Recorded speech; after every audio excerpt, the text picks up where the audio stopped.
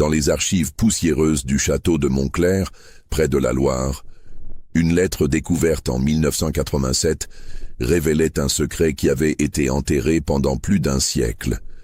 Écrite de la main tremblante de la duchesse Célestine de Beaumont, elle commençait par ces mots terrifiants. « Si vous lisez ceci, c'est que mon mari a réussi son plan diabolique et que ma mort aura été maquillée en suicide. » Avant de continuer cette histoire qui va vous glacer le sang, abonnez-vous à notre chaîne et dites-nous en commentaire de quelle ville vous nous écoutez. Maintenant, plongeons dans les ombres de l'année 1823, quand la vallée de la Loire cachait encore ses secrets les plus sombres. L'année 1823 marquait une époque de transition troublée pour la France. 3 ans après l'assassinat du duc de Berry, le pays oscillait entre les derniers soubresauts révolutionnaires et la restauration monarchique. Les cicatrices de la Révolution saignaient encore dans une société qui tentait désespérément de retrouver ses anciens repères. Dans cette France divisée, où les nobles rescapés de l'échafaud côtoyaient les nouveaux riches issus du commerce et de l'industrie naissante, les tensions sociales couvaient sous un vernis de politesse mondaine. La vallée de la Loire, avec ses châteaux centenaires et ses vignobles séculaires, incarnait cette noblesse fragilisée, désespérément accrochée à ses privilèges perdus. Le paysage automnal de novembre 1823 se parait de couleurs cuivrées qui semblaient refléter la mélancolie d'une époque où l'ancien monde agonisait lentement, dévoré par les dettes et rongé par l'amertume.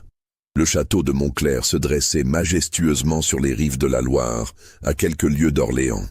Ces tours médiévales, coiffées d'ardoises noires que la pluie automnale rendait luisantes comme des écailles de serpent, dominaient un parc à la française dont les jardins géométriques témoignaient d'une grandeur passée. Les allées de gravier crissaient sous les pas des rares visiteurs, et les bassins ornementaux reflétaient un ciel gris plomb qui semblait peser sur la demeure comme une chape de tristesse. Cette propriété imposante, acquise par les Beaumont au siècle précédent, abritait une famille dont la fortune s'effritait inexorablement depuis la Révolution. Les revenus tirés des terres, amputés par l'abolition des droits seigneuriaux et les redistributions révolutionnaires, ne suffisaient plus à entretenir le train de vie somptuaire auquel s'accrochait encore son propriétaire, le duc Armand de Beaumont. Armand de Beaumont, quadragénaire au visage émacié par les soucis financiers et les nuits d'insomnie, incarnait parfaitement cette noblesse en déroute. Grand et maigre, avec des traits aristocratiques burinés par l'amertume, il portait toujours ses habits avec une élégance compassée qui masquait mal l'usure des étoffes et la patine des dorures ternies. Ses yeux gris, enfoncés dans des orbites cernées, brillaient d'une lueur froide qui trahissait un caractère calculateur et impitoyable. Éduqué dans la tradition de l'Ancien Régime, il n'avait jamais accepté la perte de son rang social et de ses privilèges. Pour lui, la Révolution n'était qu'une parenthèse sanglante qu'il fallait effacer à tout prix, quitte à sacrifier ses propres principes moraux. Cette obsession de la restauration familiale l'avait peu à peu transformé en un homme dur et cynique, capable des pires compromissions pour préserver l'apparence de sa grandeur passée. Dans cette demeure aux couloirs sombres et aux appartements glacés, l'hiver de 1823 s'annonçait particulièrement rigoureux. Les cheminées monumentales dévoraient d'énormes quantités de bois sans parvenir à réchauffer l'atmosphère pesante qui régnait entre les murs épais du château. Les domestiques circulaient comme des ombres dans les corridors mal éclairés, parlant à voix basse des disputes de plus en plus fréquentes entre le duc et son épouse. Les murs épais du château, qui avaient abrité des siècles de secrets familiaux, semblaient absorber les cris et les sanglots qui s'échappaient parfois des appartements privés. Mais ils n'arrivaient pas à étouffer complètement les rumeurs qui circulaient dans les couloirs, portées par le souffle des courants d'air qui sifflaient dans les cheminées et faisaient danser les flammes des chandelles. Célestine de Beaumont, née Célestine Dubois, était arrivée au château 7 ans plus tôt avec une dot substantielle de 300 000 livres qui avait temporairement sauvé les finances familiales. Cette somme considérable, fruit du commerce maritime, prospère de son père à Nantes représentait l'équivalent de plusieurs années de revenus pour la plupart des familles nobles de la région. Fille d'armateur enrichie dans le commerce des Antilles, Célestine avait apporté à cette union un sang roturier que la belle famille de son époux n'avait jamais véritablement accepté. Sa mère, Marie-Claire Dubois, née Rousseau, était elle-même issue d'une famille de négociants protestants qui avaient prospéré malgré les persécutions religieuses. Cette double tare, la roture et l'hérésie, pesait lourdement sur Célestine aux yeux de la vieille noblesse catholique locale. Pourtant, à 27 ans, Célestine possédait une beauté remarquable qui forçait l'admiration même de ses plus farouches détracteurs. Grande et svelte, avec un port de tête altier qui trahissait sa fierté naturelle, elle avait hérité de son père des cheveux châtain clair aux reflets dorés et des yeux verts d'une intensité troublante. Son teint diaphane, légèrement hâlé par les embruns atlantiques de sa jeunesse nantaise, contrastait harmonieusement avec la carnation blafarde de la noblesse de cour. Son intelligence vive et sa culture raffinée, acquise auprès des meilleurs précepteurs que la fortune paternelle avait pu s'offrir, n'avaient pas suffi à compenser, aux yeux de la société locale, cette origine considérée comme inférieure. Elle parlait couramment l'anglais et l'allemand, lisait Voltaire et Rousseau, s'intéressait aux sciences naturelles et aux découvertes géographiques de son époque. Cette érudition, loin de la servir, était perçue comme une preuve supplémentaire de son inadaptation au code aristocratique traditionnel. Les premières années de son mariage avaient été marquées par une tentative pathétique d'intégration dans ce milieu hostile.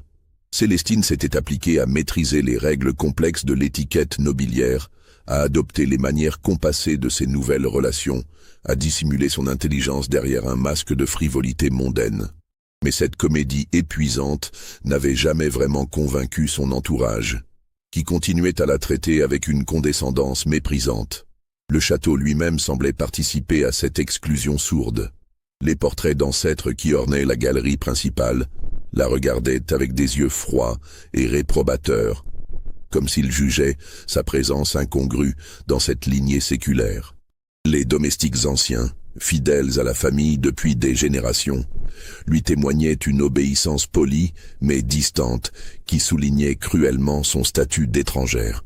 Cette situation s'était progressivement dégradée au fil des années, atteignant un paroxysme de tension à l'automne 1823. Les dernières ressources de la dot commençaient à s'épuiser, englouties dans le maintien d'un train de vie anachronique et les investissements hasardeux d'Armand dans diverses spéculations immobilières parisiennes. Le duc se montrait de plus en plus irritable et violent, reprochant amèrement à son épouse de ne pas lui avoir donné l'héritier mâle qui aurait pu consolider sa position sociale et assurer la pérennité de sa lignée. Ces reproches étaient d'autant plus cruels que Célestine avait fait 2 fausses couches dans les premières années de son mariage, traumatisme qui l'avait profondément marqué et avait progressivement refroidi ses relations conjugales. Le médecin de famille, le docteur Rousseau, attribuait ces accidents à la constitution délicate de la jeune femme et aux tensions nerveuses qu'elle subissait dans son nouvel environnement. L'atmosphère du château s'alourdissait de jour en jour, chargée d'une électricité malsaine qui faisait pressentir l'orage. Les repas se déroulaient dans un silence pesant, ponctué seulement par le tintement de l'argenterie contre la porcelaine et les crépitements du feu dans l'immense cheminée de la salle à manger. Célestine, vêtue de robes sombres, qui soulignaient sa pâleur croissante, picorait sa nourriture sans appétit sous le regard accusateur de son époux. C'est dans ce contexte délétère que se préparait silencieusement le drame qui allait ensanglanter l'histoire du château de Montclair. Car derrière la façade apparemment civilisée de ces disputes conjugales se tramait déjà un plan d'une noirceur absolue, ourdi dans l'ombre par un homme que l'orgueil et la cupidité avaient transformé en monstre. Tout bascula le matin du 15 novembre 1823, quand les premiers rayons d'un soleil blafard percèrent à peine la brume matinale qui montait de la Loire. Marie Letellier, la femme de chambre de la duchesse, arriva comme chaque matin vers 7 heures dans les appartements privés de sa maîtresse pour l'aider à sa toilette. L'office du matin était un rituel immuable qui structurait la journée de Célestine depuis son arrivée au château. Marie frappa discrètement à la porte des appartements selon l'usage établi, mais n'obtint aucune réponse. Cette absence de réaction l'inquiéta, car Madame la Duchesse était habituellement matinale et l'accueillait toujours avec un sourire fatigué mais bienveillant. La jeune domestique, âgée de 22 ans et au service du château depuis 3 années, avait développé avec sa maîtresse une relation de confiance qui dépassait le simple rapport hiérarchique.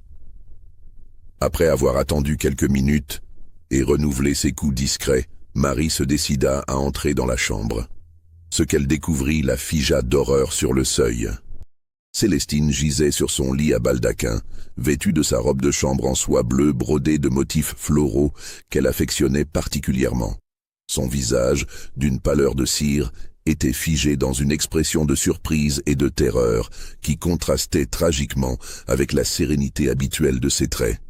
Ses yeux verts, ordinairement si expressifs, fixaient le plafond avec une intensité vitreuse qui ne laissait aucun doute sur son état. Ses lèvres, légèrement entr'ouvertes, avaient nous pris une teinte bleuâtre qui évoquait une mort par suffocation ou empoisonnement. Ses mains, crispées sur les draps de lin brodés, témoignaient des souffrances endurées dans ces derniers instants. À côté d'elle, sur la table de chevet en marqueterie qui avait appartenu à sa belle-mère, une fiole de cristal vide et un verre à pied à demi rempli d'un liquide ambré témoignaient apparemment d'un empoisonnement volontaire. L'odeur douceâtre qui flottait dans la pièce, mélange de parfums floral et de relents chimiques suspects, achevait de dresser le tableau d'un suicide par le poison. Marie Letellier, malgré son jeune âge et son origine paysanne, n'était pas une femme impressionnable. Élevée dans une ferme des environs de Blois, elle avait assisté à la mort de plusieurs membres de sa famille et connaissait les signes de la fin naturelle. Mais ce qu'elle observait dans cette chambre luxueuse lui paraissait étrange et dérangeant, sans qu'elle puisse immédiatement identifier la source de son malaise. D'abord, la position du corps lui semblait trop arrangée, trop théâtrale pour correspondre aux convulsions habituelles d'une agonie par empoisonnement. Célestine était allongée sur le dos, les bras le long du corps, dans une pose qui évoquait davantage un gisant funéraire qu'un suicide dans la souffrance. Ses cheveux, ordinairement défaits pour la nuit, étaient soigneusement brossés et disposés sur l'oreiller de manière quasi artistique. Ensuite, l'odeur qui régnait dans la pièce ne correspondait pas à celle qu'elle avait pu percevoir lors des rares empoisonnements accidentels survenus dans la région. Ce parfum douceâtre et écœurant évoquait plutôt les effluves des laboratoires d'apothicaires qu'elle avait eu l'occasion de fréquenter pour soigner sa mère malade. Enfin, et c'était peut-être le détail le plus troublant, la chambre était dans un ordre parfait qui contrastait avec le désordre habituel qu'aurait dû laisser une personne en proie aux dernières convulsions de l'agonie. Aucun objet n'était renversé, aucun meuble déplacé, aucune trace de lutte ou de souffrance visible.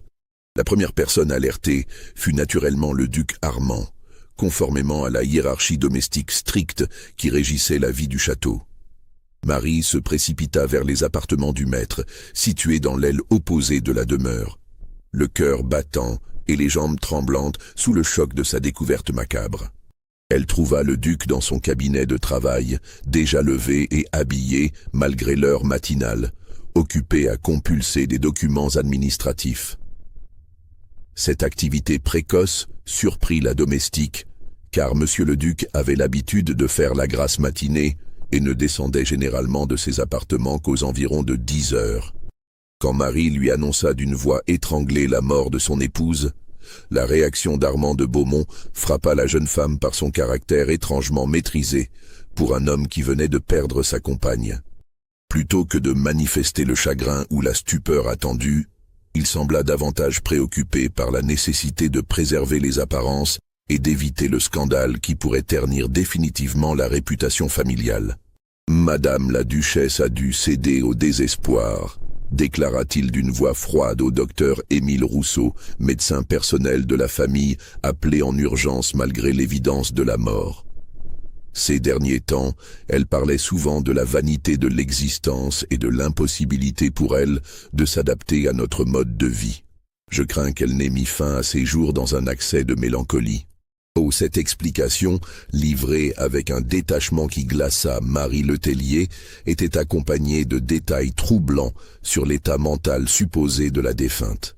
Le duc évoquait des crises de larmes inexpliquées, des insomnies chroniques, des références répétées à la mort dans les conversations quotidiennes. Il mentionnait également des lectures morbides qui auraient influencé l'esprit fragile de son épouse. Le docteur Rousseau, homme intègre mais prudent dans cette société où la discrétion valait souvent mieux que la vérité, écouta ces explications avec une attention respectueuse mais légèrement sceptique. Praticien expérimenté, il avait soigné la duchesse à plusieurs reprises et n'avait jamais décelé chez elle les signes d'une mélancolie suicidaire. Au contraire, Célestine lui avait toujours paru équilibrée et courageuse face aux difficultés de sa position sociale. L'examen du corps, mené dans la chambre mortuaire en présence du duc et de Marie Letellier, fut particulièrement bref et superficiel. Rousseau constata officiellement un empoisonnement par l'arsenic, identifié grâce à l'odeur caractéristique et aux symptômes visibles sur le cadavre. La rapidité avec laquelle il établit son diagnostic surprit certains, d'autant que l'analyse toxicologique approfondie qui aurait permis de confirmer cette hypothèse ne fut jamais demandée.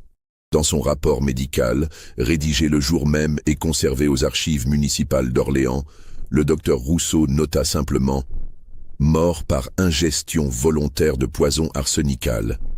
Suicide probable en raison de mélancolie chronique et d'inadaptation aux contraintes sociales de son rang. Cette conclusion lapidaire évitait soigneusement d'approfondir les circonstances précises du décès ou de questionner la version fournie par le veuf. Cependant, plusieurs détails troublants échappèrent à l'attention officielle, ou furent délibérément ignorés, pour éviter de compliquer une affaire que tous souhaitaient voir rapidement close.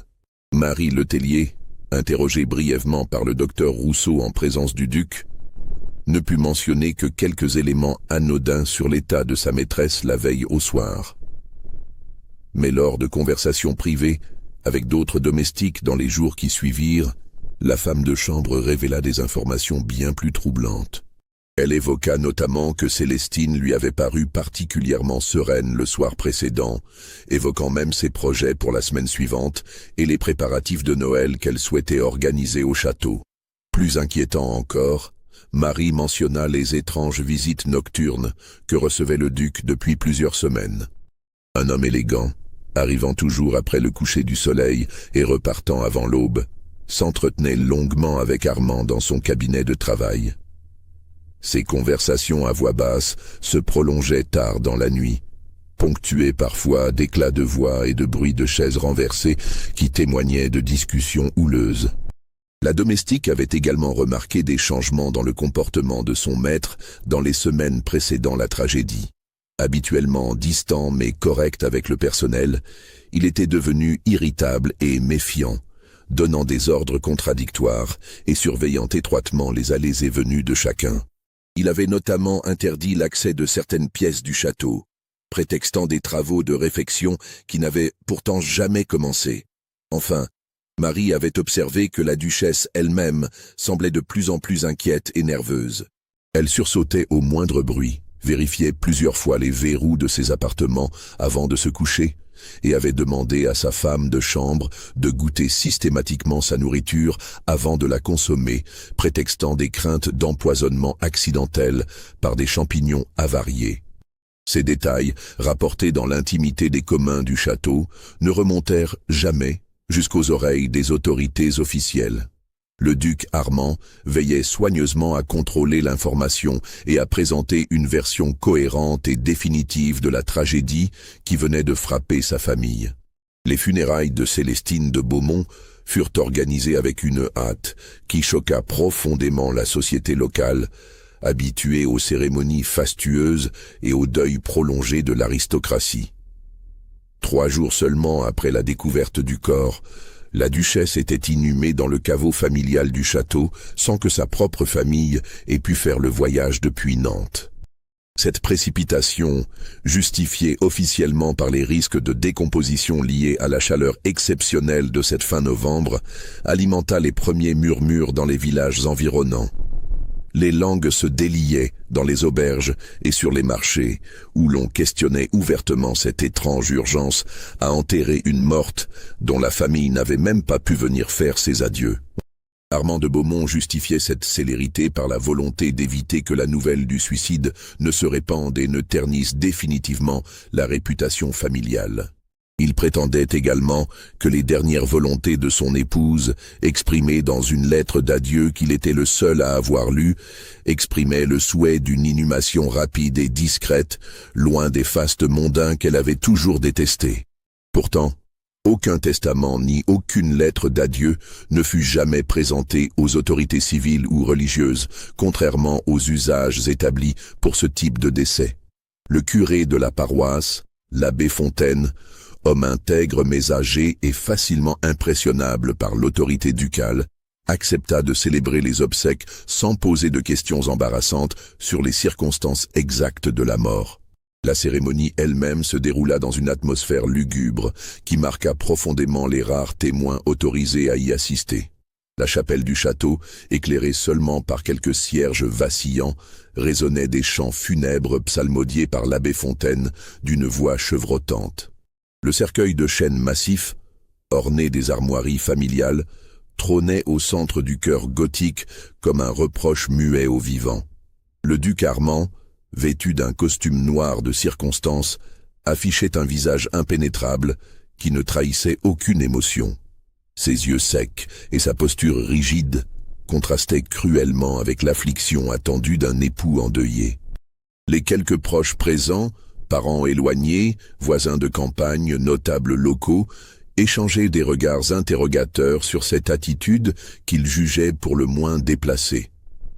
La mise en terre dans le caveau familial, situé dans un bosquet de cyprès derrière la chapelle, fut expédiée en quelques minutes. Aucun discours ne fut prononcé, aucun éloge funèbre ne vint honorer la mémoire de la défunte. Le cercueil disparut dans les ténèbres souterraines au son mat des pelletées de terre, et l'assistance se dispersa rapidement dans le froid mordant de cette fin d'automne. Dans les semaines qui suivirent, le comportement du duc intrigua davantage encore son entourage. Loin de manifester le deuil strict que les conventions sociales imposaient pour une durée minimale d'1 an, il semblait soulagé, presque libéré d'un fardeau qu'il aurait porté trop longtemps. Cette transformation frappa particulièrement les domestiques, qui notèrent le retour de son appétit et la disparition des insomnies qui le tourmentaient depuis des mois. Il reprit rapidement ses activités sociales, recevant à nouveau dans les salons du château et participant aux réceptions de la société orléanaise avec un entrain qui scandalisait les bien-pensants. Ses invitations à dîner, suspendues depuis des mois en raison de l'atmosphère délétère qui régnait au château, reprirent avec une fréquence qui témoignait d'un appétit de vivre retrouvé. Cette attitude choqua profondément la bonne société locale, habituée au code strict du deuil aristocratique qui imposait une retraite mondaine prolongée et des manifestations ostensibles de chagrin. Les dames patronesses de la région, gardiennes intransigeantes des convenances, commencèrent à exprimer leur réprobation lors de leurs réunions de bienfaisance. Il y a quelque chose d'indécent dans cette précipitation à retrouver le goût de vivre, murmurait la comtesse de Villeneuve, douairière respectée dont l'opinion faisait autorité dans les salons orléanais. Un époux véritablement affligé ne saurait manifester une telle désinvolture face à la mort de sa compagne. Plus troublante encore, des changements significatifs s'opérèrent rapidement dans la gestion quotidienne du château. Plusieurs domestiques furent congédiés sans explication apparente, notamment ceux qui avaient servi de plus près la défunte duchesse. Ces licenciements massifs, présentés comme une nécessaire réorganisation des effectifs, visaient en réalité à éliminer les témoins potentiellement gênants des derniers mois de Célestine. Marie Letellier elle-même fut renvoyée avec une indemnité généreuse, mais assortie d'un engagement de silence strict sur les événements qu'elle avait pu observer. Le duc lui fit comprendre que sa réputation et son avenir professionnel dépendaient de sa discrétion absolue sur les affaires intimes de la famille. Cette menace voilée, formulée avec la courtoisie glacée dont il avait le secret, suffit à terrifier la jeune femme. « Vous comprenez, ma chère Marie ?» lui dit-il lors de leur dernier entretien dans son cabinet de travail, que certaines choses doivent rester dans l'intimité familiale. Madame la duchesse avait ses fragilités, et il ne servirait à rien de ternir sa mémoire en évoquant des détails qui pourraient être mal interprétés par des esprits malveillants. Cette formulation ambiguë, qui suggérait des secrets inavouables, sans les expliciter, laissa Marie dans un état de confusion et d'angoisse qui l'accompagna longtemps. La domestique quitta le château avec la certitude troublante que la vérité sur la mort de sa maîtresse était bien différente de la version officielle, mais sans oser formuler clairement ses soupçons. Les registres paroissiaux de l'époque, conservés aux archives départementales du Loiret, montrent une anomalie troublante qui ne fut découverte qu'un siècle plus tard lors d'une étude généalogique approfondie. L'acte de décès de Célestine de Beaumont fut modifié à 2 reprises dans les semaines suivant l'inhumation. Modification qui témoigne d'une volonté manifeste de dissimuler la véritable nature de la mort. La cause initiale de la mort, notée comme empoisonnement volontaire par arsenic, fut d'abord changée en maladie subite de nature indéterminée, puis finalement en fièvre maligne compliquée de défaillance cardiaque. Ces modifications successives, inhabituelles pour l'époque où les registres étaient généralement définitifs, furent apparemment effectuées sur demande du duc lui-même, qui invoquait la nécessité de protéger l'honneur familial. Ces changements furent accompagnés de gratifications discrètes versées au curé Fontaine et au greffier municipal. Somme modeste mais significative pour des hommes aux revenus limités.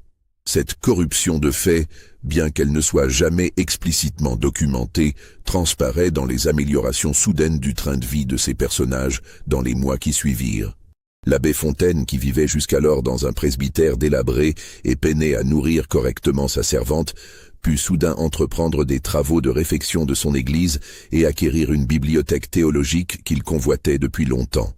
Le greffier municipal, pour sa part, put envoyer son fils aîné poursuivre ses études de droit à Paris, dépenses considérables pour une famille de petits fonctionnaires.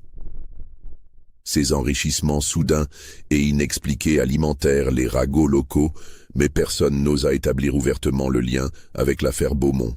La peur de s'attaquer à un personnage aussi influent que le duc paralysait les langues, même les plus déliées. Parallèlement à ces manœuvres d'effacement des traces, Armand de Beaumont s'employait activement à construire une version alternative de la mort de son épouse, version qu'il distillait habilement dans les conversations mondaines. Selon ce récit soigneusement orchestré, Célestine souffrait depuis longtemps d'une mélancolie chronique liée à son inadaptation à la vie aristocratique. Il évoquait ses lectures morbides, ses crises de larmes inexpliquées, ses références obsessionnelles à la mort dans les conversations quotidiennes. Il mentionnait également des tentatives de suicide antérieures, soigneusement dissimulées pour éviter le scandale, qui auraient dû alerter l'entourage sur la fragilité mentale de la malheureuse. Cette campagne de désinformation, menée avec la subtilité d'un homme habitué aux intrigues de salon, porta rapidement ses fruits. La société orléanaise, toujours prompte à colporter les ragots mais également soucieuse de préserver ses propres intérêts, adopta progressivement cette version qui présentait l'avantage de clore définitivement une affaire embarrassante. Pauvre Célestine, soupiraient les dames de la bonne société dans leurs réunions de charité. Elle n'a jamais vraiment trouvé sa place parmi nous. Son origine bourgeoise et son éducation trop intellectuelle l'avaient mal préparée aux subtilités de notre monde. Il fallait s'attendre à une fin tragique. Cette acceptation complaisante de la version officielle arrangeait tous les protagonistes de la société locale, qui préféraient croire à un suicide mélancolique plutôt que d'envisager des hypothèses plus sombres qui auraient pu remettre en question l'ordre établi. Le consensus social se cristallisa ainsi autour d'un mensonge commode qui préservait les apparences et les intérêts de chacun. Mais certains détails continuaient de troubler les esprits les plus perspicaces. Le testament de Célestine, rédigé 3 ans plus tôt chez le notaire Mercier à Orléans, ne contenait aucune clause particulière concernant ses funérailles ou l'éventualité de sa mort prématurée. Ce document, d'une simplicité déconcertante, se contentait de léguer tous ses biens personnels à son époux, conformément aux usages de l'époque. Plus intrigant encore, plusieurs témoignages concordants faisaient état de l'excellent moral de la duchesse dans les semaines précédant sa mort. Le marchand de tissus qui lui avait livré des étoffes pour confectionner des robes d'hiver l'avait trouvée particulièrement souriante et bavarde. Elle avait évoqué ses projets de rénovation pour certains appartements du château et sa volonté d'organiser un grand bal pour le carnaval de 1824. Ces témoignages, recueillis de manière informelle dans les conversations de comptoir et les ragots de marché, ne furent jamais officiellement consignés, mais ils contribuaient à alimenter un malaise diffus dans la population locale. Comment une femme, qui planifiait l'avenir avec enthousiasme, pouvait-elle subitement sombrer dans un désespoir suffisant pour la pousser au suicide? La réponse à cette question troublante allait venir d'un personnage inattendu, dont l'intervention allait faire vaciller l'édifice de mensonges patiemment construit par le duc Armand. C'est à cette époque charnière, alors que les derniers échos de l'affaire Beaumont s'estompaient dans les mémoires locales, qu'intervint un personnage qui allait révéler l'ampleur de la conspiration. Philippe Mercier, notaire établi à Orléans depuis 25 ans et ami de longue date de la famille Dubois. Mercier était un homme de 52 ans, au physique ingrat, mais au regard perçant qui trahissait une intelligence remarquable et un sens aigu de l'observation. Fils d'un petit bourgeois nantais enrichi dans le commerce des toiles, il avait grandi dans le même milieu social que le père de Célestine et avait eu l'occasion de voir grandir la future duchesse lors de ses visites d'affaires chez les Dubois. Cette proximité ancienne avait créé entre eux des liens qui dépassaient le simple rapport professionnel. Mercier considérait Célestine comme la fille qu'il n'avait jamais eue, sa propre épouse étant morte en couche 15 ans plus tôt sans lui laisser de descendance. Il avait suivi avec émotion son mariage avec le duc Armand, espérant que cette union lui apporterait le bonheur qu'elle méritait. Mais les nouvelles qui lui parvenaient du château de Montclair l'inquiétaient de plus en plus. Les lettres de Célestine, d'abord régulières et affectueuses, s'étaient espacées et avaient pris un ton de plus en plus mélancolique.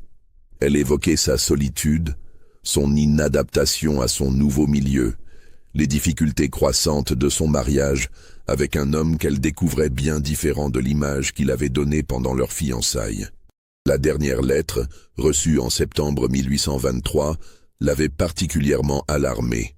Célestine y évoquait des craintes étranges, des soupçons qu'elle n'osait formuler clairement, une atmosphère de menace diffuse qui pesait sur sa vie quotidienne. Elle mentionnait également des problèmes de santé récurrents, nausées, vertiges, troubles digestifs, que le médecin de famille attribuait à ses nerfs fragiles, mais qui l'inquiétaient personnellement. « Mon cher Philippe, écrivait-elle, je ne sais plus à qui me confier. Armand est devenu si étrange, si froid avec moi. Il me regarde parfois avec une expression que je ne lui connaissais pas, comme s'il me reprochait quelque chose que j'ignore. Les domestiques eux-mêmes semblent me fuir, et j'ai parfois l'impression d'être une étrangère dans ma propre demeure. » Cette lettre se terminait par une phrase particulièrement troublante. « Si quelque chose devait m'arriver, je sais que vous saurez découvrir la vérité que d'autres voudraient le cacher. » Cette formulation énigmatique avait profondément inquiété Mercier, qui avait immédiatement écrit pour demander des explications plus précises. Mais sa lettre était restée sans réponse. Inquiet de ce silence prolongé, et n'ayant reçu aucune nouvelle directe du château depuis plus de 2 mois, Mercier décida de se rendre personnellement à Montclair au début du mois de décembre 1823. Ce voyage imprévu, entrepris par une journée particulièrement froide où la Loire charriait des glaçons, allait déclencher une série d'événements qui remettraient en question toute la version officielle de la mort de Célestine. Sa visite inattendue mit le duc Armand dans un état de nervosité évident qui ne lui échappa pas. Mercier, habitué par son métier à déchiffrer les réactions humaines et à déceler les mensonges, nota immédiatement les signes de trouble de son hôte. Main tremblante, Regards fuyants, bredouillements inhabituels chez un homme ordinairement maître de lui. Quand le notaire demanda à voir Célestine, prétextant une affaire urgente à régler concernant l'héritage paternel, le duc lui annonça brutalement sa mort, prétendant avoir envoyé une lettre à Nantes qui avait dû se perdre en route. Cette explication bancale surprit Mercier, qui connaissait la fiabilité habituelle des services postaux entre Orléans et Nantes. Le duc Armand m'a relaté la mort de ma chère Célestine avec un détachement qui m'a glacé le sang. Écrivait Mercier dans son journal personnel, retrouvé un siècle plus tard dans le grenier de sa maison orléanaise. Il parlait d'elle comme d'un fardeau dont il était enfin débarrassé, évoquant ses difficultés d'adaptation et ses troubles de l'humeur, avec une froideur qui contrastait cruellement avec l'affection qu'il prétendait lui porter. Plus troublant encore, le récit que lui fit le duc des circonstances de la mort différait sensiblement de la version qui circulait dans la région. Armand évoquait une longue agonie de plusieurs jours, des délires fiévreux où Célestine appelait sa famille nantaise, des moments de lucidité où elle exprimait ses regrets d'avoir quitté son milieu d'origine. Cette version, plus dramatique que celle du suicide par empoisonnement, semblait destinée à émouvoir l'interlocuteur et à détourner ses soupçons. Quand Mercier exprima le souhait de se recueillir sur la tombe de celle qu'il considérait comme sa fille adoptive, le duc tenta d'abord de l'en dissuader, prétextant que le caveau familial était en cours de réfection et difficilement accessible. Cette réticence, exprimée avec un embarras visible, ne fit qu'accroître les soupçons du notaire. Finalement, devant l'insistance de son visiteur et craignant peut-être qu'un refus catégorique ne paraisse suspect, Armand accepta de conduire Mercier au caveau familial. Le trajet à travers le parc du château, effectué en silence dans la brume glaciale de cette fin d'après-midi de décembre, prit des allures de pèlerinage macabre. Ce qu'il découvrit sur la tombe de Célestine renforça considérablement ses soupçons. La dalle funéraire, gravée à la hâte dans un calcaire de qualité médiocre, portait une inscription laconique qui contrastait avec les épitaphes habituellement fleuries de l'aristocratie. Célestine de Beaumont, née Dubois, 1796-1823. Requiescat in pace. Mais surtout, la date de décès gravée dans la pierre différait de celle que lui avait annoncée Armand lors de leur conversation. Plus troublante encore, les fleurs disposées sur la tombe semblaient fraîches, comme si quelqu'un venait régulièrement s'y recueillir en secret. Ces bouquets de chrysanthèmes et de pensées, fleurs de deuil traditionnelles mais coûteuses en cette saison, témoignait d'une dévotion qui contrastait avec l'indifférence apparente du veuf. En observant discrètement les abords du caveau, Mercier remarqua également des traces de pas récentes dans la terre humide, traces qui ne correspondaient pas aux chaussures élégantes du duc, mais évoquaient plutôt les sabots d'un domestique ou d'un paysan. Cette découverte suggérait que d'autres personnes que la famille venaient de se recueillir clandestinement sur cette tombe, peut-être des témoins silencieux d'une vérité inavouable. De retour à Orléans, Mercier entreprit une enquête discrète mais méthodique qui allait progressivement révéler l'ampleur de la machination ourdie autour de la mort de Célestine. Fort de son expérience de notaire et de sa connaissance approfondie des milieux bourgeois et aristocratiques de la région, il disposait d'un réseau de relations qui lui permit d'accéder à des informations généralement réservées aux initiés. Il interrogea d'abord plusieurs commerçants qui fournissaient régulièrement le château de Montclair et découvrit des éléments troublants qui ébranlèrent définitivement sa confiance dans la version officielle. L'apothicaire local, Antoine Girard, homme méticuleux qui tenait scrupuleusement ses registres de vente, lui révéla que le duc Armand était venu acheter de l'arsenic quelques semaines avant la mort de Célestine. Cet achat m'avait paru étrange dès le début, confia Girard au notaire lors d'un entretien privé dans son officine aux odeurs pharmaceutiques. Monsieur le duc prétextait une invasion de rats dans les caves du château.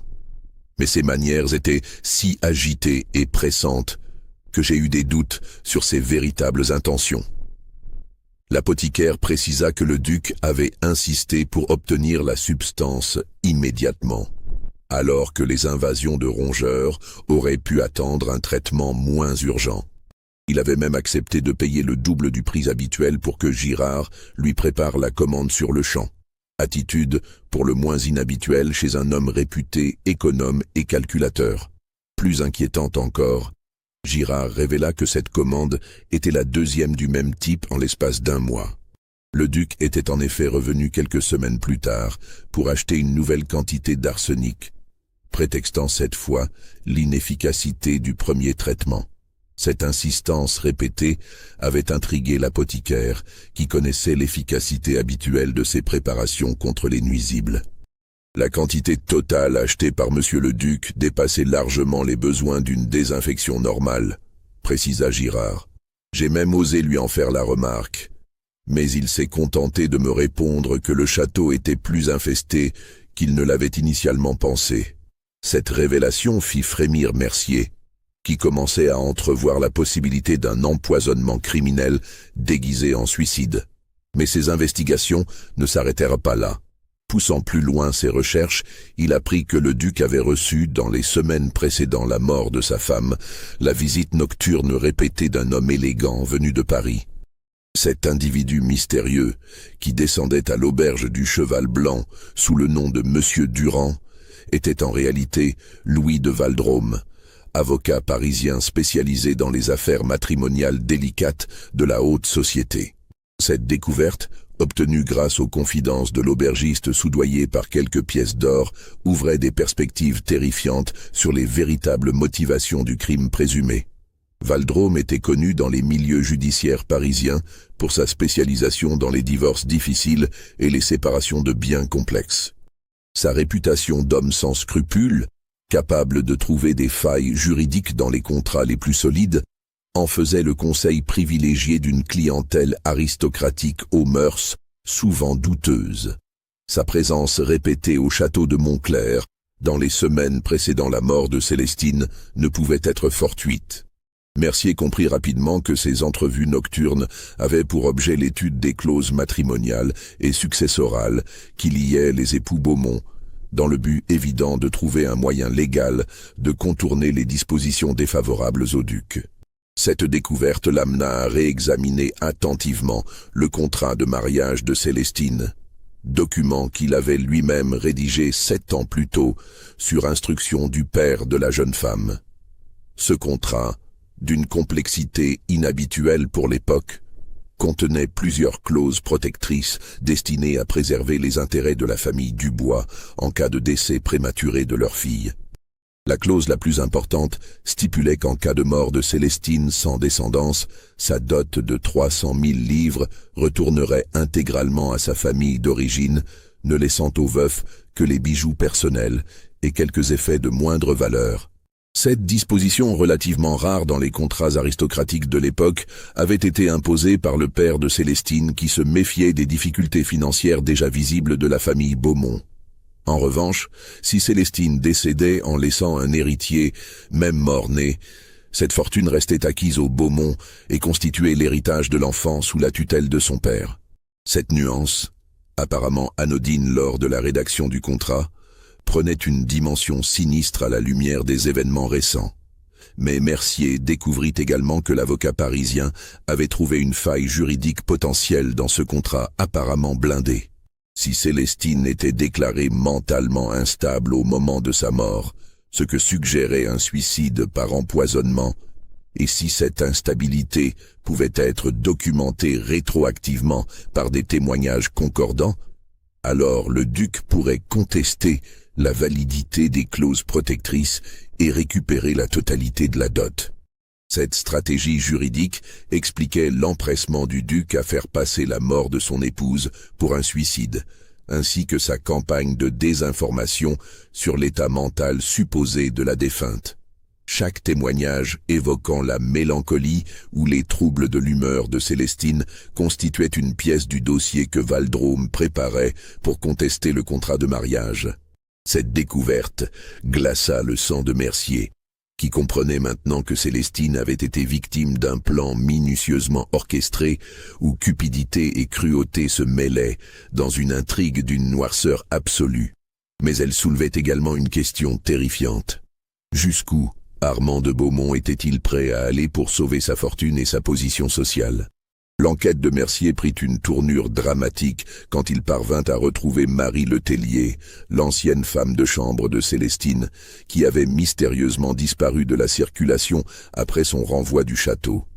Ses recherches le menèrent finalement à Tours, où la jeune femme vivait dans un petit logement modeste des faubourgs, grâce à l'indemnité généreuse versée par le duc. La retrouver ne fut pas une mince affaire. Marie avait changé de nom, se faisant appeler Marie Rousseau, et évitait soigneusement tout contact avec les gens de sa région d'origine.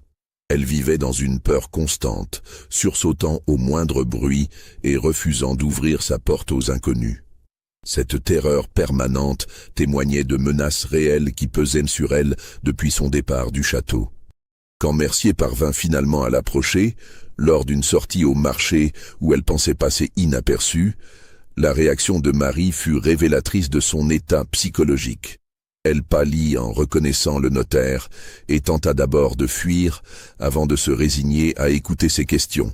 Ses mains tremblaient visiblement et son regard anxieux scrutait constamment les alentours, comme si elle craignait d'être observée. « Je ne peux rien dire, monsieur Mercier », murmura-t-elle d'une voix étranglée. « Monsieur le duc m'a fait jurer le silence, et je ne veux pas qu'il m'arrive malheur. J'ai déjà trop parlé lors de mon départ du château. » Cette réaction confirma les soupçons du notaire sur l'existence de secrets inavouables que le duc s'efforçait de maintenir, cachés par l'intimidation et la corruption. Mais Mercier était un homme patient et persuasif, habitué par son métier à gagner la confiance de témoins réticents dans des affaires délicates. Ce n'est qu'après plusieurs visites et beaucoup de patience, accompagnées de promesses formelles de protection et d'anonymat, que Mercier parvint finalement à gagner la confiance de Marie. Ce que lui révéla alors l'ancienne femme de chambre dépassait ses pires soupçons et remettait intégralement en question la version officielle de la mort de Célestine. Madame la duchesse était enceinte, révéla Marie dans un murmure terrorisé après s'être assurée que personne ne pouvait les entendre. Elle me l'avait confié quelques jours seulement avant sa mort, sous le sceau du secret le plus absolu. Elle était si heureuse de cette nouvelle qu'elle rayonnait littéralement de joie. Cette révélation bouleversait complètement l'hypothèse du suicide mélancolique.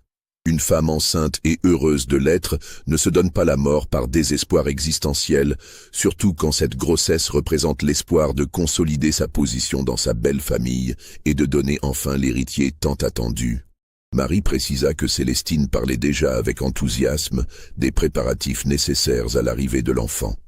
Elle évoquait la nurserie qu'il faudrait aménager dans l'aile est du château, les layettes qu'elle voulait broder elle-même, les prénoms qu'elle envisageait selon le sexe du bébé. Cette grossesse représentait pour elle un nouveau départ, la promesse d'une réconciliation avec son époux et d'une acceptation définitive par sa belle famille. Elle me disait que cet enfant sauverait son mariage et lui donnerait enfin la place qu'elle méritait dans cette famille. Poursuivit Marie, les larmes aux yeux. Elle était convaincue que monsieur le duc serait fou de joie en apprenant la nouvelle et que tous leurs problèmes conjugaux s'arrangeraient d'eux-mêmes. Mais la suite du récit de Marie allait révéler à quel point Célestine s'était trompée sur les intentions de son époux. Le duc Armand était effectivement au courant de cette grossesse, mais sa réaction avait été diamétralement opposée à celle espérée par son épouse. Loin de manifester la joie attendue, il était entré dans une colère froide et calculatrice qui avait terrifié tous les témoins de la scène. Monsieur le duc était furieux quand madame lui a annoncé qu'elle portait son enfant, révéla Marie d'une voix brisée. J'ai entendu des disputes terribles entre eux, des cris qui résonnaient dans tout le château malgré l'épaisseur des murs. Ils criaient qu'un héritier ne devait pas voir le jour, que le sang roturier de madame ne devait pas souiller davantage la lignée des Beaumont. Cette réaction paradoxale s'expliquait par les calculs sordides que le duc avait échafaudés avec son avocat parisien. Un héritier vivant, même issu d'une mère roturière, aurait consolidé la position juridique de Célestine et rendu impossible la récupération de sa dot en cas de décès. L'enfant à naître représentait donc un obstacle majeur au plan d'enrichissement du duc. Marie révéla également que le duc parlait ouvertement de solutions pour régler définitivement le problème que représentait cette grossesse inopportune. Ces allusions sinistres, prononcées avec une froideur qui glaçait le sang, témoignaient d'une détermination implacable à éliminer tout ce qui pouvait contrarier ses projets. La femme de chambre livra également des détails terrifiants sur les dernières semaines de vie de Célestine, semaines marquées par une dégradation progressive de sa santé que le médecin de famille attribuait aux troubles habituels de la grossesse. En réalité, comme le comprit rétrospectivement Marie, ces symptômes correspondaient parfaitement aux signes d'un empoisonnement lent et méthodique. Madame se plaignait de nausées constantes, bien plus fortes que celles qu'elle avait connues lors de ses précédentes grossesses, expliqua Marie. Elle avait aussi de terribles maux de tête, des vertiges qui la faisaient chanceler, et ses cheveux commençaient à tomber par poignées. Nous pensions que c'était la fatigue de sa condition, mais maintenant je comprends que quelqu'un l'empoisonnait à petit feu. Cette méthode d'empoisonnement progressif, plus subtile qu'une dose massive, permettait de masquer le crime derrière les symptômes apparents d'une maladie naturelle. L'arsenic, administré en petites quantités régulières dans la nourriture ou les boissons, provoque exactement ce type de trouble sans éveiller immédiatement les soupçons de l'entourage. Marie révéla également des détails troublants sur les dernières heures de Célestine, détails qui achevaient de démontrer l'aspect criminel de sa mort. Le soir précédant la tragédie, le duc avait insisté avec une violence inhabituelle pour que son épouse consomme un cordial spécialement préparé pour elle, prétendument pour l'aider à dormir et soulager ses nausées de grossesse. Madame se méfiait déjà des intentions de son mari depuis leur dispute au sujet de l'enfant, raconta Marie. Elle avait d'abord refusé de boire ce cordial, disant qu'il avait un goût étrange et lui donnait des malaises. Mais monsieur le duc avait insisté avec une telle colère qu'elle avait fini par céder par peur de déclencher une nouvelle scène. La domestique révéla que Célestine, pressentant le danger qui la menaçait, lui avait discrètement fait signe de rester près de sa chambre cette nuit-là. Cette précaution témoignait de ses soupçons croissants sur les véritables intentions de son époux, soupçons malheureusement justifiés par les événements qui allaient suivre. Plus tard dans la nuit, vers 3 heures du matin, j'ai entendu des gémissements étouffés qui venaient de la chambre de madame, poursuivit Marie en frissonnant. Des plaintes terribles, comme si elle souffrait atrocement mais n'arrivait pas à crier. Puis il y a eu des bruits de pas, des murmures, et ensuite plus rien du tout. Au matin, quand Marie avait découvert le corps, elle avait remarqué que la fiole de poison supposée n'était pas à la même place que la veille au soir. Quelqu'un l'avait manifestement déplacée pour mettre en scène le suicide, détail qui avait immédiatement éveillé ses soupçons, mais qu'elle n'avait pas osé mentionner lors de l'enquête officielle. La fiole était posée sur la table de chevet, bien en évidence, comme si madame l'avait utilisée elle-même, précisa Marie. Mais la veille, j'avais vu une fiole similaire sur la commode, près de la fenêtre. Ce n'était pas la même place, j'en suis certaine. Cette observation, ajoutée aux autres éléments troublants relevés par la domestique, confirmait la mise en scène du suicide pour dissimuler un assassinat prémédité. Le duc avait soigneusement orchestré la découverte du corps pour accréditer sa version des faits et échapper ainsi aux soupçons. Si cette révélation vous a donné des frissons, likez cette vidéo et dites-nous en commentaire ce que vous pensez qu'il s'est vraiment passé cette nuit-là au château de Montclair. Ces révélations plaçaient Mercier dans une position particulièrement délicate et dangereuse. En tant que notaire respecté et homme de loi, il ne pouvait moralement ignorer ces informations accablantes qui désignaient clairement le duc Armand comme l'assassin de son épouse. Mais il savait également que s'attaquer à un personnage aussi influent et bien introduit dans la société locale, sans disposer de preuves formelles et irréfutables, pourrait ruiner sa carrière et même mettre sa vie en danger. L'aristocratie de la Restauration, traumatisée par les excès révolutionnaires, se montrait particulièrement solidaire face aux attaques extérieures et n'hésitait pas à broyer impitoyablement ceux qui osaient menacer ses intérêts. Un notaire de province, quelles que soient ses qualités professionnelles, ne faisait pas le poids face à un duc disposant d'appui à la cour et dans la magistrature. Malgré ces risques évidents, Mercier décida de poursuivre son enquête, poussé par l'affection profonde qu'il portait à Célestine et par un sens aigu de la justice qui ne supportait pas de laisser un crime aussi odieux impuni. Il comprenait que sa seule chance de réussir résidait dans la constitution d'un dossier si solide et si complet qu'aucune influence ne pourrait le faire disparaître. Ses recherches approfondies le menèrent à découvrir les véritables motivations financières du duc Armand, motivations qui éclairaient d'un jour nouveau l'ensemble de l'affaire. Les finances du château de Montclair étaient dans un état encore plus catastrophique que ne le laissaient supposer les apparences soigneusement maintenues. Les dettes s'accumulaient de manière vertigineuse. Arriérés d'impôts, emprunts usuraires contractés auprès de banquiers parisiens peu scrupuleux, factures impayées chez tous les fournisseurs de la région. Plusieurs créanciers menaçaient de saisir la propriété, et seuls les délais de grâce, accordés par égard pour le rang social du débiteur, retardaient encore l'échéance fatale. Plus grave encore, Mercier découvrit que le duc avait hypothéqué secrètement plusieurs parcelles du domaine familial pour financer des spéculations hasardeuses sur les terrains parisiens en cours d'urbanisation. Ces investissements, présentés comme particulièrement prometteurs par des intermédiaires peu fiables, s'étaient révélés désastreux et avaient englouti les dernières ressources disponibles. Dans ce contexte financier dramatique, la dot de Célestine représentait la seule bouée de sauvetage capable de préserver la famille Beaumont de la ruine complète et de l'humiliation sociale qui l'accompagnerait. Mais les clauses protectrices du contrat de mariage rendaient cette somme inaccessible tant que Célestine demeurait en vie et en bonne santé mentale.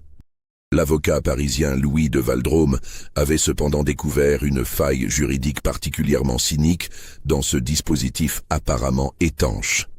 La jurisprudence récente admettait que les contrats signés par des personnes d'esprit faible ou sujettes à des troubles mentaux pouvaient être contestés rétroactivement si ces déficiences étaient prouvées par des témoignages concordants. Cet échappatoire légal expliquait la stratégie adoptée par le duc, faire passer Célestine pour déséquilibrée mentalement, puis l'éliminer de manière à faire croire à un suicide lié à cette instabilité supposée. Une fois la thèse du suicide acceptée par les autorités et l'opinion publique, il devenait possible de contester rétroactivement la validité du contrat de mariage et de récupérer l'intégralité de la dot. Cette découverte révélait l'ampleur de la préméditation et du cynisme dont avait fait preuve Armand de Beaumont. Il ne s'agissait pas d'un crime passionnel ou d'un geste d'égarement, mais d'un assassinat froidement calculé où chaque détail avait été soigneusement planifié pour assurer l'impunité du coupable et la récupération de la fortune convoitée. Mais l'enquête de Mercier allait prendre une dimension encore plus sordide avec la découverte d'un autre élément crucial. La grossesse de Célestine, révélée par Marie Letellier, représentait non seulement un obstacle juridique au plan du duc, mais également un danger mortel pour la mère et l'enfant qu'elle portait. En effet, si Célestine avait donné naissance à un héritier légitime, même issu d'une mère de condition roturière, cet enfant aurait automatiquement consolidé la position juridique de sa mère et rendu impossible toute contestation ultérieure du contrat de mariage. Plus grave encore, la loi successorale de l'époque prévoyait qu'un héritier direct héritait automatiquement des biens maternels, ce qui aurait définitivement soustrait la dot aux appétits du duc. Cette situation expliquait la fureur d'Armand à l'annonce de la grossesse et sa détermination implacable à régler définitivement le problème avant qu'il ne soit trop tard. L'enfant à naître et sa mère représentaient ensemble un double obstacle qu'il fallait éliminer rapidement et discrètement. La méthode choisie, l'empoisonnement progressif à l'arsenic, présentait l'avantage de la discrétion tout en permettant de masquer le crime derrière les symptômes apparents d'une fausse couche naturelle suivie d'un affaiblissement général. Cette technique, connue depuis l'Antiquité mais perfectionnée au XVIIIe siècle par certains empoisonneurs professionnels, était particulièrement difficile à détecter avec les moyens médicaux de l'époque. L'arsenic, administré en petites doses répétées, provoque des symptômes qui peuvent facilement être confondus avec ceux d'une grossesse difficile. Nausées persistantes, vomissements, fatigue extrême, chute de cheveux, troubles digestifs. Cette confusion était d'autant plus aisée que Célestine avait déjà fait plusieurs fausses couches, ce qui prédisposait son entourage à attribuer ces malaises à sa condition. Mercier comprit également que le timing choisi pour l'assassinat n'était pas fortuit. Célestine étant enceinte de 4 mois environ, sa grossesse commençait à devenir visible et ne pouvait plus être dissimulée très longtemps. Il fallait agir rapidement avant que la nouvelle ne se répande dans la société locale et ne complique les projets du duc. De plus, l'hiver approchant fournissait un prétexte idéal pour expliquer une éventuelle dégradation de l'état de santé de la duchesse. Les épidémies saisonnières, les refroidissements chroniques et les déprimes hivernales étaient suffisamment fréquents dans la région pour que personne ne s'étonne d'un décès survenant en cette période. L'enquête minutieuse de Mercier révéla également l'existence d'un réseau de complicité qui avait permis la réalisation et la dissimulation du crime. Le docteur Rousseau, sans être nécessairement complice direct de l'assassinat, avait manifestement accepté de fermer les yeux sur certains détails troublants en échange de compensations financières discrètes. L'apothicaire Girard, quant à lui, avait fourni le poison en toute connaissance de cause, se contentant d'un prétexte peu crédible pour justifier des ventes répétées d'arsenic en quantité suspecte. Sa cupidité l'avait rendu complice d'un crime dont il mesurait parfaitement la gravité. Enfin, l'avocat parisien Valdrôme avait orchestré toute la stratégie juridique permettant de transformer un assassinat en suicide profitable, mettant son expertise légale au service d'un projet criminel d'une rare perversité. Cette toile d'araignée de complicité témoignait de la corruption qui rongeait certains milieux de la société de la Restauration, où l'argent et l'influence permettaient d'acheter les consciences les plus respectables et de faire disparaître les témoins les plus gênants. Mais le plus révoltant dans cette affaire était peut-être l'attitude des autorités locales et de la bonne société, qui avaient préféré accepter une version mensongère plutôt que de risquer de ternir leur tranquillité bourgeoise par une enquête approfondie. Cette complicité passive, née de la lâcheté et de l'opportunisme, avait permis aux véritables coupables d'échapper aux conséquences de ces actes pendant des mois.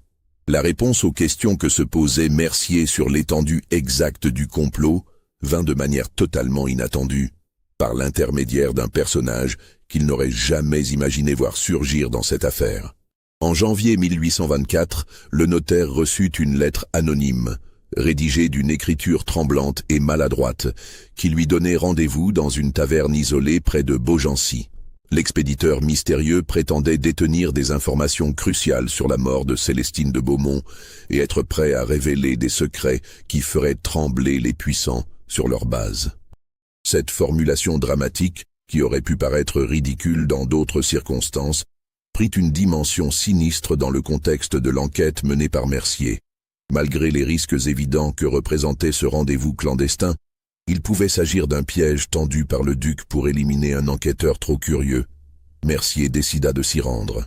Sa détermination à découvrir la vérité sur la mort de Célestine l'emportait sur la prudence élémentaire, et il pressentait que cette rencontre pourrait apporter les preuves définitives qui lui manquaient encore. La taverne de l'Écu de France, située sur la route de Beaugency dans un hameau perdu au milieu des vignobles endormis par l'hiver, était un établissement de mauvaise réputation fréquenté par les contrebandiers, les déserteurs et les voyageurs peu recommandables. Son isolement et sa clientèle habituelle en faisaient un lieu idéal pour des rencontres discrètes que la société respectable préférait ignorer. Mercier s'y rendit par une soirée particulièrement froide de janvier, quand la brume montant de la Loire noyait le paysage dans une grisaille spectrale. L'intérieur de la taverne, faiblement éclairé par quelques chandelles fumeuses, baignait dans une atmosphère oppressante, chargée d'odeurs de vinasse et de tabac froid. Il y rencontra un homme qui était manifestement l'ombre de lui-même, vieilli prématurément par l'alcool et rongé par une peur viscérale qui transparaissait dans chacun de ses gestes. Il s'agissait de Jacques Bonneville, ancien valet personnel du duc Armand, congédié brutalement quelques jours après les funérailles de Célestine, dans des circonstances qui avaient intrigué les autres domestiques. Bonneville était dans un état de détresse physique et morale avancé qui témoignait des tourments qu'il endurait depuis son départ du château. Ses mains tremblaient violemment, ses yeux injectés de sang trahissaient un alcoolisme chronique, et son teint terreux évoquait une santé profondément dégradée par l'angoisse et les excès. Il avait dilapidé en quelques semaines l'indemnité généreuse versée par son ancien maître dans les tavernes et les maisons de jeu de la région, tentant vainement d'oublier dans l'alcool et les plaisirs vénaux ce qu'il avait vu et entendu cette nuit fatidique de novembre. Mais la culpabilité et la terreur le rongeaient sans répit, et il avait finalement décidé de révéler la vérité, espérant trouver dans cet aveu une forme de rédemption et peut-être une protection contre les menaces voilées qu'il recevait régulièrement. « J'ai tout vu, monsieur Mercier », murmura-t-il d'une voix brisée par l'émotion et l'alcool. « Cette nuit-là, monsieur le duc m'a demandé de l'aider à porter quelque chose dans les appartements de madame. J'ai d'abord cru qu'elle était simplement évanouie, mais quand j'ai vu ses yeux, mon Dieu, ils étaient conscients, terrifiés, mais elle ne pouvait ni bouger ni parler. » Cette révélation confirmait les soupçons les plus sombres de Mercier. Célestine n'était pas morte d'un empoisonnement volontaire, mais avait été empoisonnée méthodiquement par son propre époux, selon un plan d'une cruauté raffinée qui dépassait l'entendement.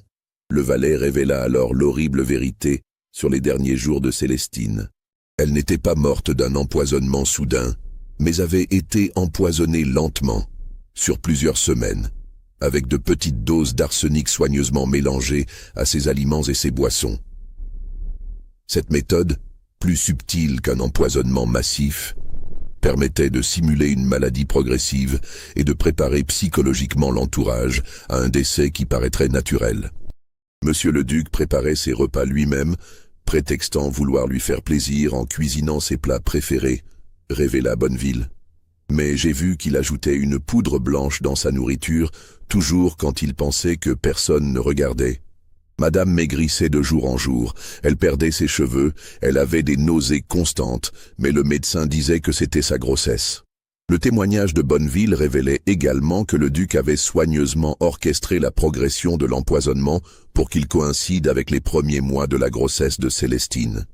Cette synchronisation diabolique permettait d'attribuer la dégradation de son état de santé aux troubles habituels de sa condition, éloignant ainsi tout soupçon d'empoisonnement criminel.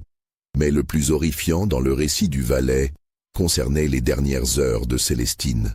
Le soir de sa mort, elle était déjà dans un état de faiblesse extrême qui l'empêchait de résister efficacement aux volontés de son bourreau.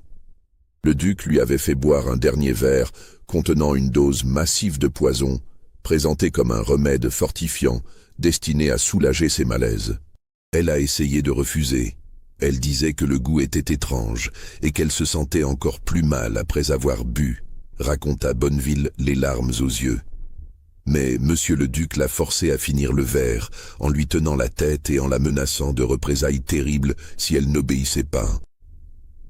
Cette dernière dose d'arsenic, concentrée et foudroyante, avait provoqué une paralysie progressive qui permettait encore à Célestine de voir et d'entendre, mais l'empêchait de bouger ou de crier.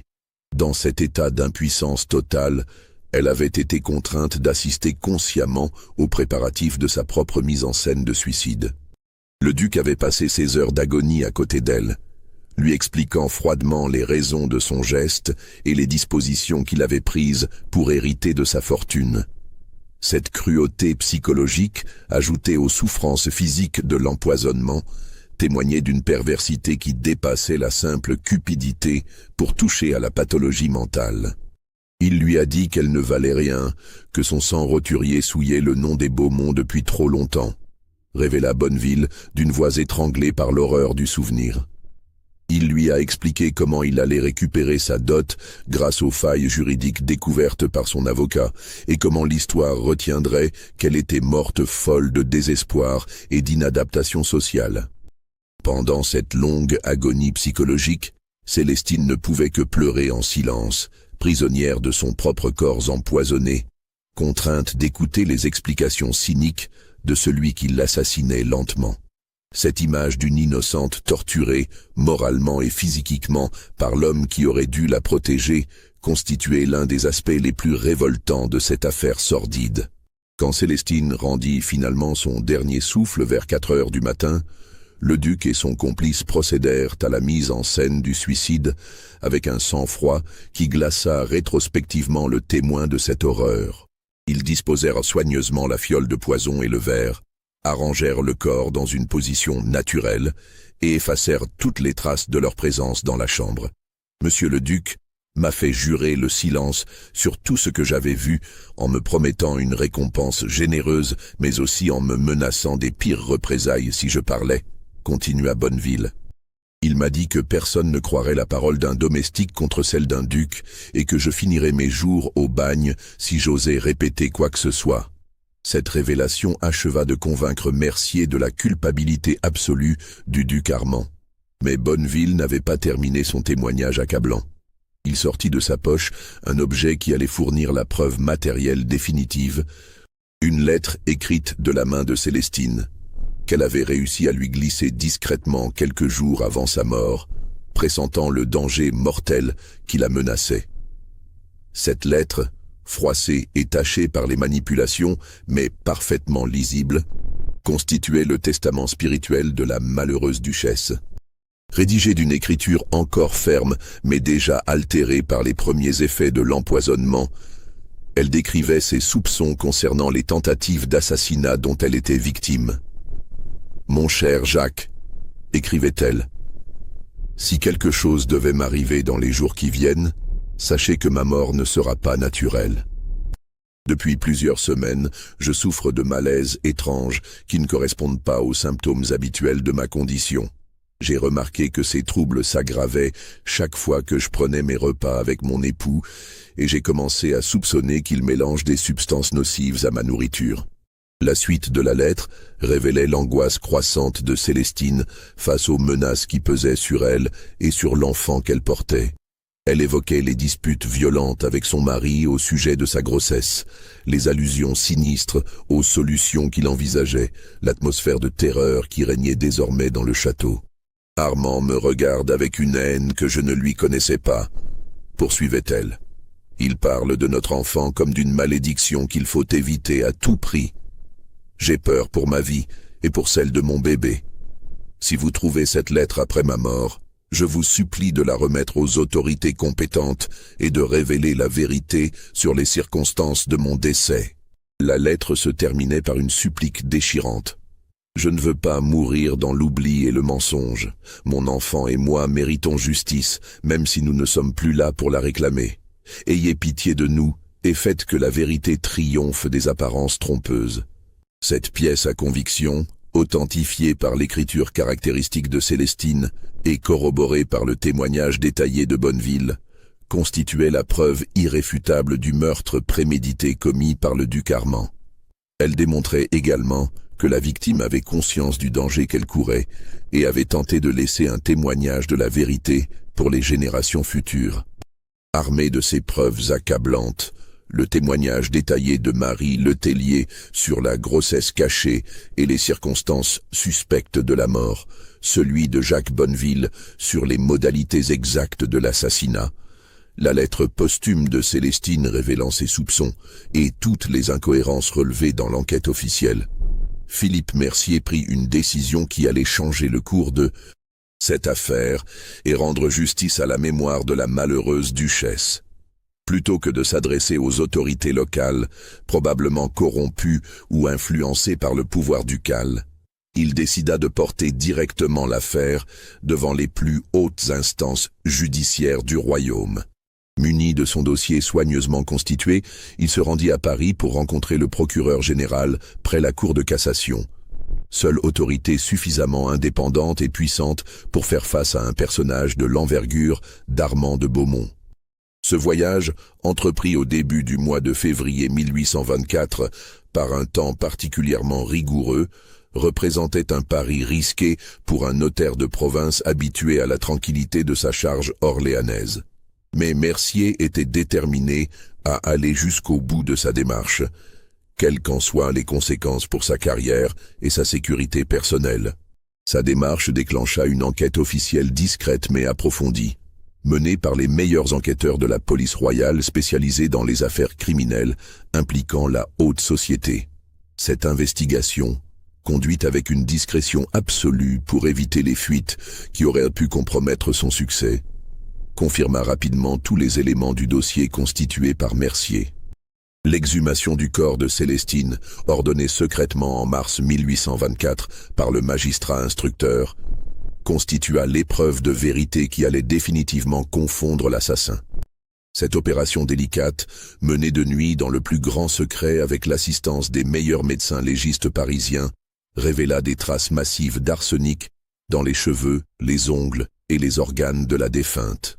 L'analyse toxicologique, réalisée selon les méthodes les plus avancées de l'époque par le professeur Orfila, pionnier de la médecine légale moderne, établit formellement que Célestine avait été empoisonnée sur une période de plusieurs semaines avec des doses progressivement croissantes d'arsenic.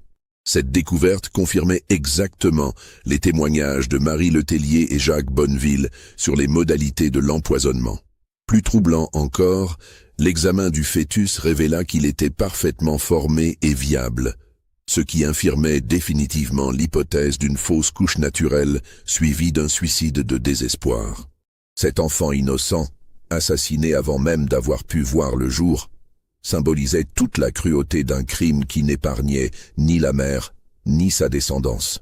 Ces preuves médicales irréfutables, jointes aux témoignages concordants des témoins et aux incohérences flagrantes de la version officielle, constituaient un dossier d'accusation si solide qu'aucune influence ne pouvait plus le faire disparaître.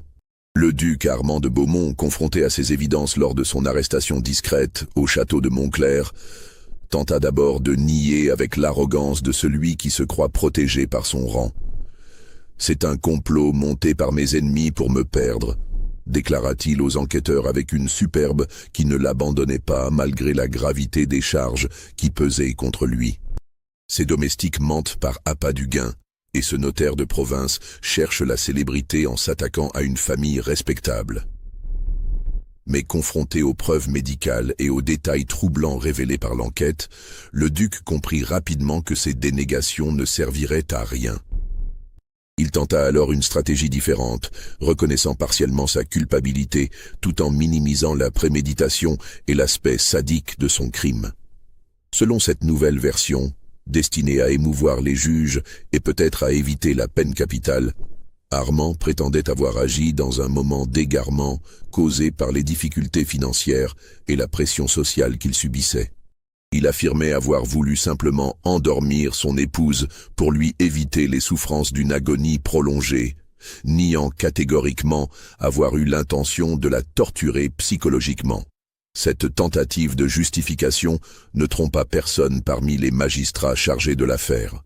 La sophistication du plan d'empoisonnement, l'orchestration minutieuse de la mise en scène du suicide, la corruption de témoins et la manipulation de l'opinion publique témoignaient d'une préméditation de longue date qui excluait toute idée d'acte impulsif. Le procès, qui se déroula à huis clos absolu pour éviter le scandale public que redoutait la monarchie restaurée, révéla progressivement l'ampleur de la manipulation orchestrée par l'accusé.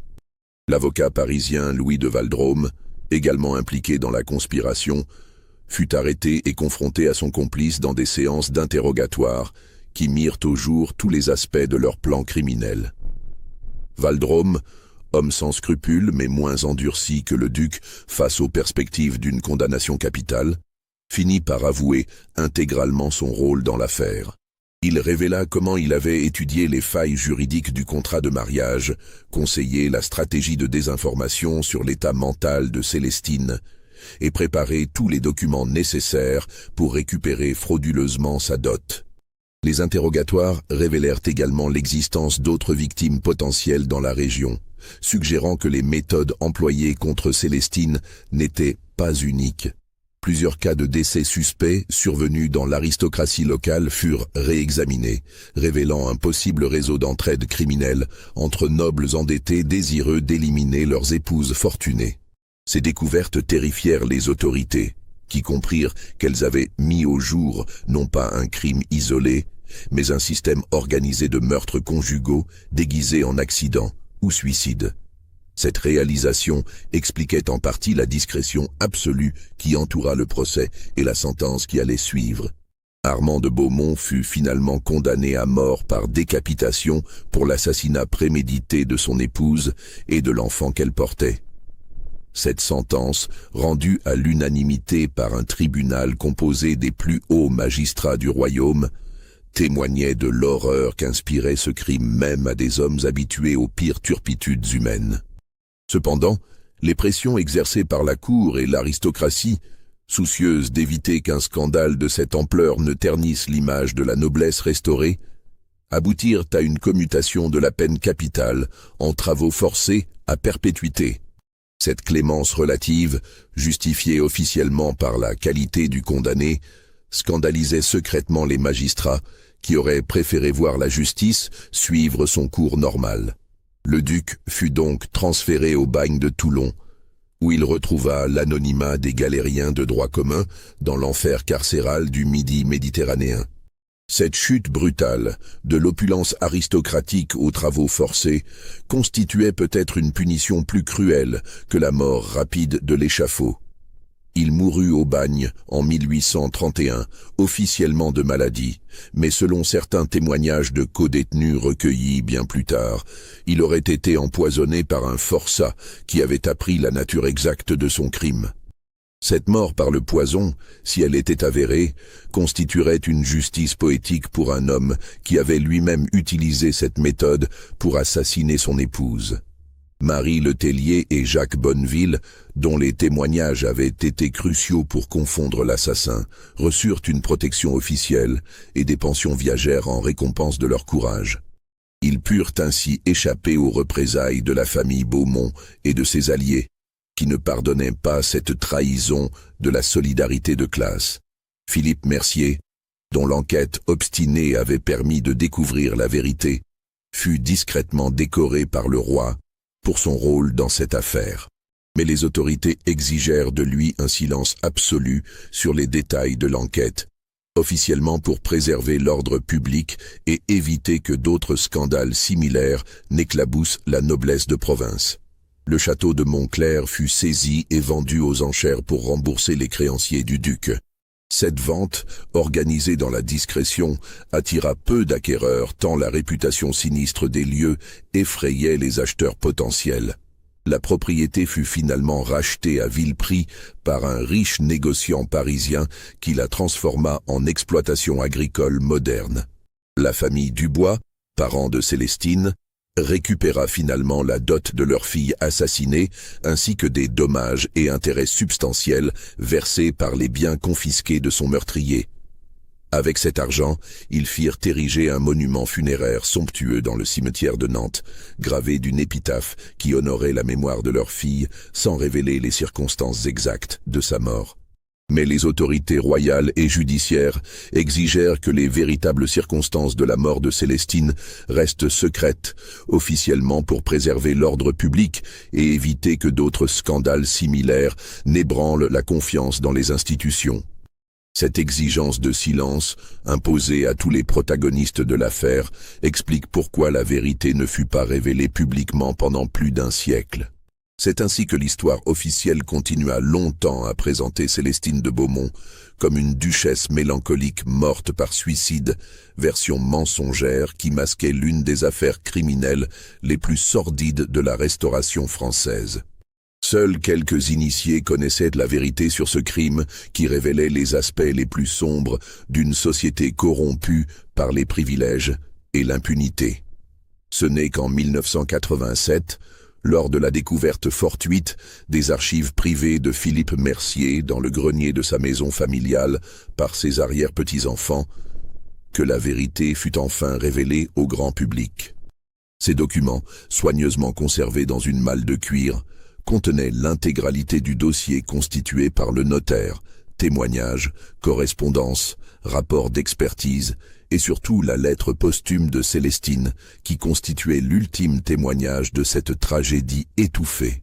La publication de ces révélations dans la presse française de 1987 fit sensation et relança l'intérêt pour cette affaire oubliée.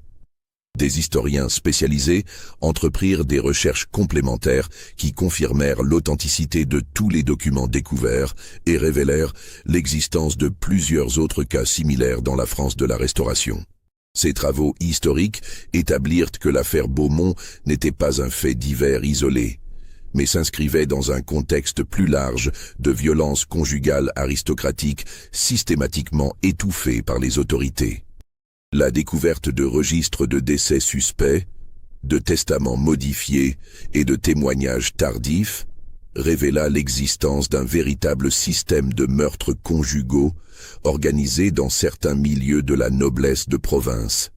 Cette réalité terrifie encore aujourd'hui par sa dimension systémique et par l'impunité dont jouissaient les coupables grâce à leur rang social et à leurs relations.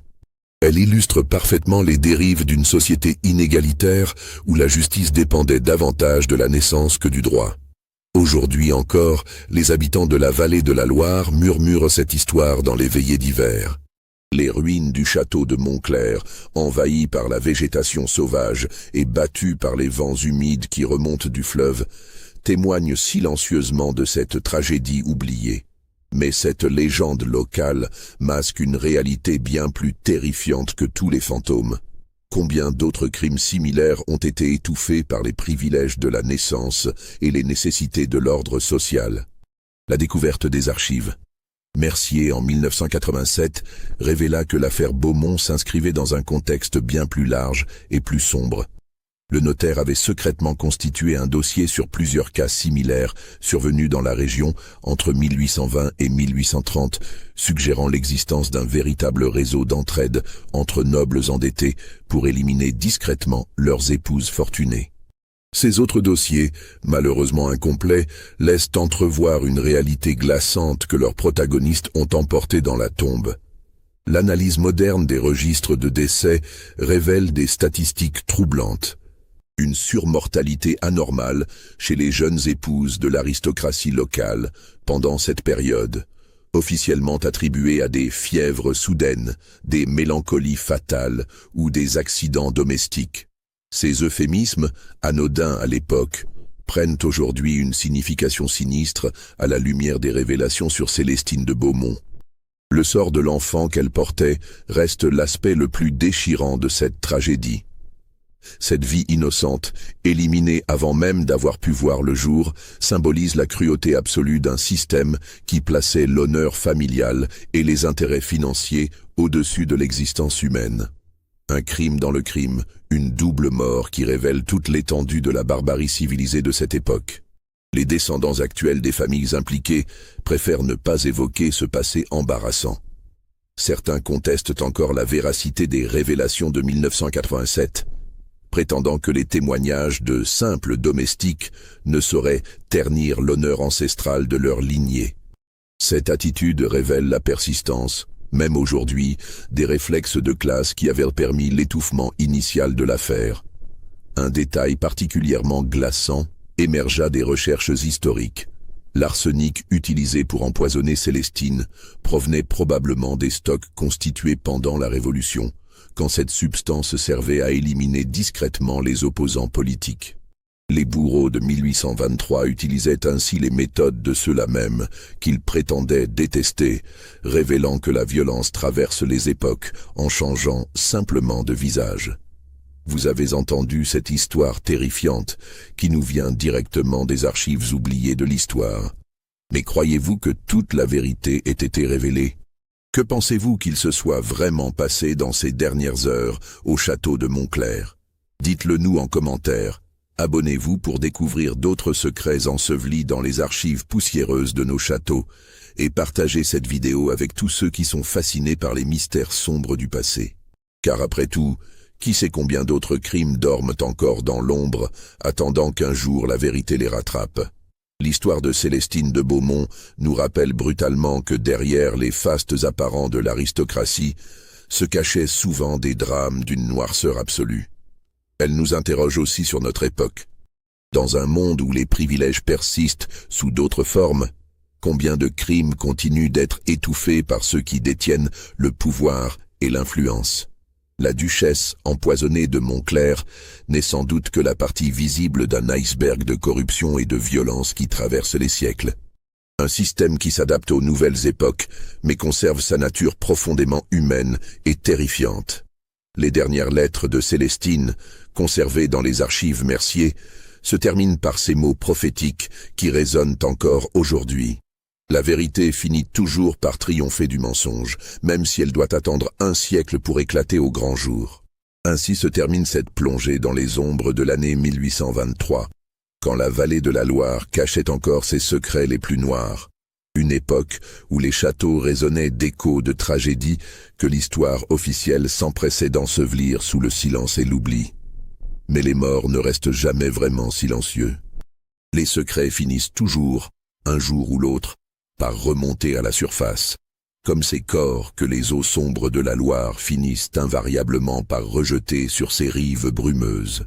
Et peut-être que quelque part, dans les archives oubliées d'un autre château, d'autres lettres attendent encore d'être découvertes, portant d'autres vérités terrifiantes sur ces crimes que l'on croyait à jamais enfouis dans l'ombre de l'histoire.